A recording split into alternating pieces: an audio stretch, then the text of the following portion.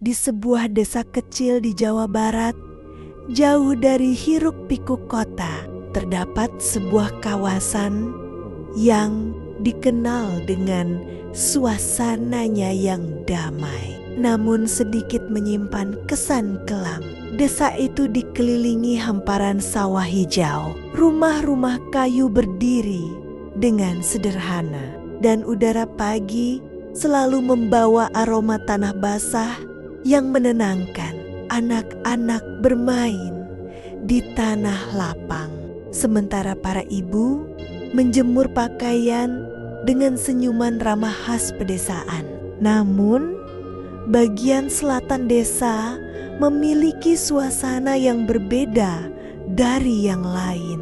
Di sana berdiri sebuah jembatan tua terbuat dari beton berlumut yang menjadi satu-satunya akses menuju kebun di seberang. Jembatan itu sudah berusia puluhan tahun.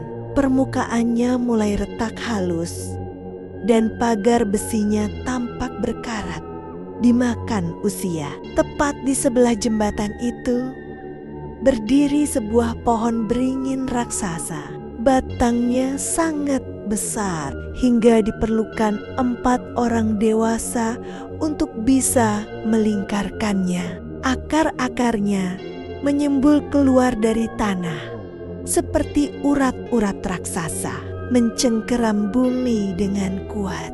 Dahan-dahannya menjuntai ke bawah, membentuk tirai yang membuat area sekitarnya tampak gelap meski di siang hari.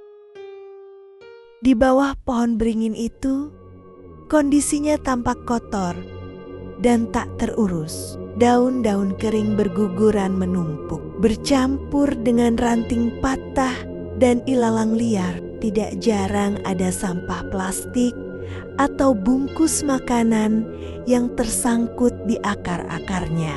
Seakan tertiup angin lalu, tersangkut begitu saja. Beberapa warga enggan mendekat karena tempat itu terasa dingin dan membuat merinding tanpa alasan jelas. Di bawah jembatan mengalir sebuah sungai kecil.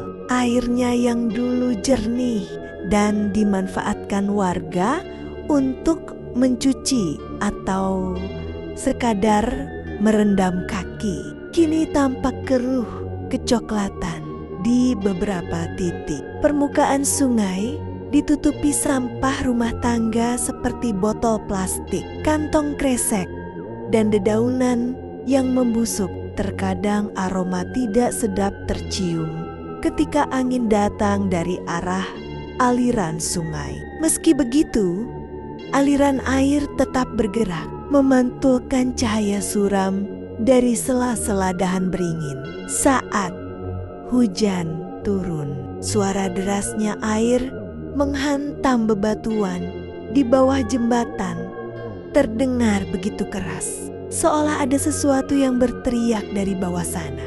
Penduduk desa sering bercerita bahwa tempat itu dulunya angker, namun seiring waktu cerita itu hilang ditelan modernisasi. Tapi meski cerita-cerita lama mulai dilupakan, rasa tidak nyaman di area jembatan dan beringin itu tidak pernah benar-benar hilang. Burung-burung jarang bertengger di sana. Binatang pun terlihat enggan melintas di bawah beringin. Bahkan orang dewasa tanpa sadar selalu mempercepat langkah ketika melewatinya pada sore menjelang malam. Sore itu, langit Jawa Barat tampak seperti kain jingga yang memudar. Perlahan mulai tenggelam di balik bukit kecil di ujung desa. Angin bertiup pelan, membawa aroma tanah lembab dan dedaunan kering. Dari kejauhan, suara obrolan para pemuda dari kampung sebelah mulai terdengar. Mereka datang berkelompok, membawa cangkul, sapu lidi, karung sampah, serta lampu-lampu kecil yang akan dipasang nanti malam untuk acara mereka. Mereka berencana mengadakan hajat syukuran kampung, sebuah acara rutin yang biasanya dilakukan menjelang musim panen. Namun tahun ini sedikit berbeda. Acara itu akan diadakan tepat di dekat jembatan tua, di area yang selama ini jarang tersentuh. Di sekitar pohon beringin besar, sebagian warga sebenarnya menganggap tempat itu terlalu sepi dan terlalu berenergi untuk dijadikan lokasi acara. Tapi para pemuda dengan semangat dan keyakinan bahwa mereka bisa membuat tempat itu lebih layak dan terang, memutuskan untuk membersihkannya lebih dulu. Mereka mulai dari sisi jembatan. Pagar besi berkarat diseka dengan kain basah. Lumut-lumut tua dikerok perlahan. Suara gesekan besi melawan logam menggema di udara. Dua pemuda lainnya menyapu lantai jembatan yang dipenuhi debu dan daun kering. Sedikit demi sedikit, jembatan itu tampak layak dilalui kembali. Lalu mereka beralih ke bawah beringin. Akar-akar besar yang menjalar seperti lengan raksasa itu menjadi penghalang. Tapi mereka tidak gentar. Daun-daun kering, ranting patah, hingga bungkus plastik dan botol-botol berdebu mereka kumpulkan dalam karung. Setiap kali karung terisi, mereka mengangkatnya ke tepi jalan, lalu memasukkannya ke tempat sampah umum desa.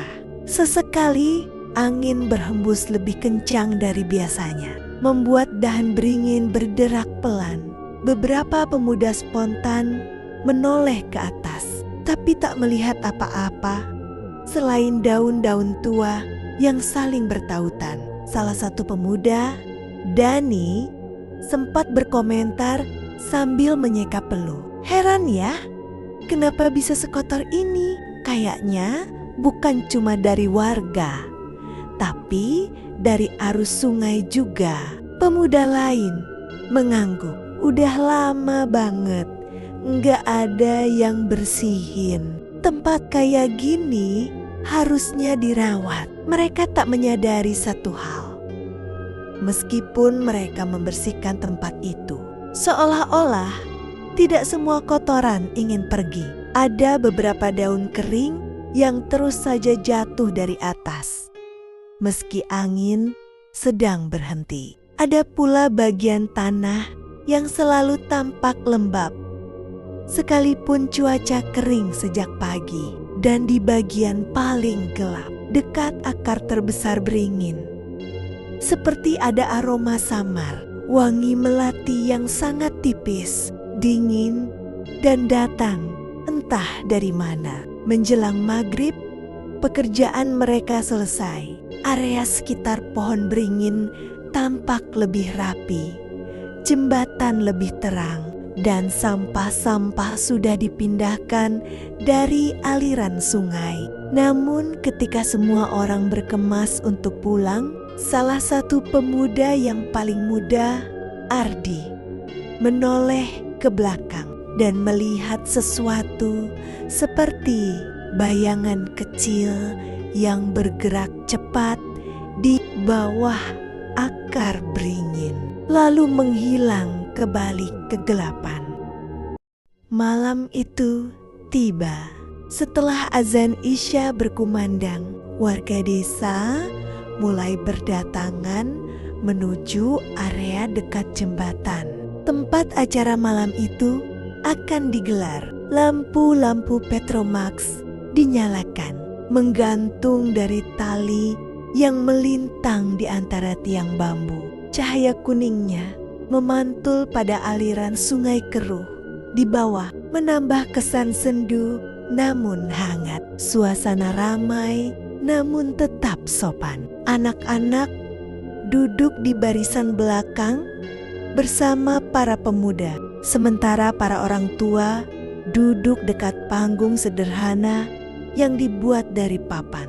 Udara malam terasa lebih sejuk setelah hujan siang tadi. Acara pun dimulai dengan pembacaan doa. Semua warga menunduk, mengangkat tangan, menggumamkan doa dengan khusyuk. Namun, ada satu hal yang terasa janggal. Di bagian paling pojok, tepat di bawah naungan pohon beringin besar, duduk seseorang yang tidak dikenal oleh siapapun. Ia memakai pakaian serba gelap, wajahnya sebagian tertutup bayangan daun beringin. Tidak ada yang tahu dari kampung mana ia datang. Tidak ada yang pernah melihatnya sebelumnya. Orang itu duduk diam, tidak bergerak, seperti menjadi bagian dari batang pohon itu sendiri. Yang membuat warga merinding adalah ketika doa dibacakan, orang asing itu ikut membaca. Suaranya pelan, hampir seperti bisikan, tapi fasih, sangat fasih. Lirihnya lembut, mengalir, sampai-sampai 2 atau 3 warga lansia yang berada paling dekat dengan beringin mengakui suara itu merdu dan enak didengar. Tapi tidak wajar, karena meskipun suaranya pelan, bacaan itu terdengar jelas, seolah-olah suara itu menembus dari balik akar, mengalun dari dalam tanah.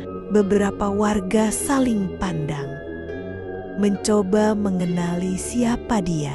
Tidak ada yang tahu, dan entah mengapa angin malam mulai berhembus aneh, seperti berputar hanya di area pohon beringin itu saja. Acara malam itu akhirnya selesai tepat pukul 9 malam. Lampu Petromax mulai redup dan udara desa semakin dingin.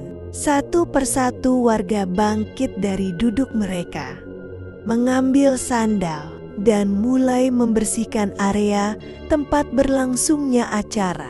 Aneh tapi nyata, tidak ada satupun sampah yang tersisa, seolah angin telah lebih dulu menyapu semuanya. Beberapa ibu geleng-geleng kepala sambil berkata pelan, "Tumben bersih banget." Padahal tadi banyak yang makan jajanan. Para pemuda menurunkan lampu Petromax, sementara bapak-bapak menggulung tikar.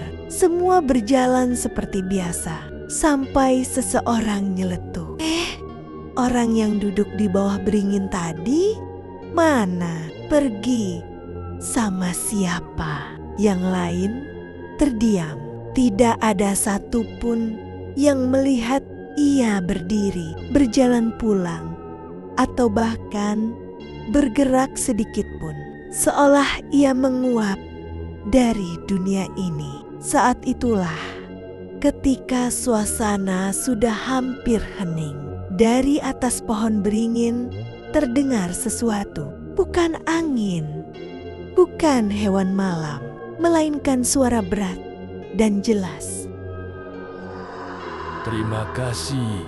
Suaranya bergema, berlapis, seolah keluar dari dada makhluk sebesar raksasa. Namun tetap terdengar jelas di telinga setiap warga. Lampu Petromax bergetar, sebagian padam. Anak-anak mulai menangis. Orang dewasa saling menoleh dengan wajah pucat. Tak ada yang berani menunggu lebih lama. Semua orang langsung berlari, meninggalkan tikar, gelas plastik, dan bahkan sandal yang tertinggal. Suara langkah kaki bercampur dengan teriakan kecil.